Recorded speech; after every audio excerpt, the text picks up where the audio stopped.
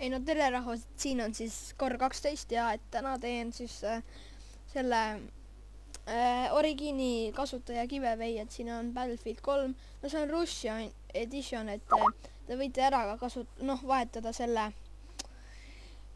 keele seal mängu sees ja siis on Red Alert 3 Uprising ka veel, on ju. jah, et nende Giveway teen, et mida teha, et võita on, et pange like videole, subscribe'ige meie kanalit ja kommentige, et ma tahan Origini kasutajat.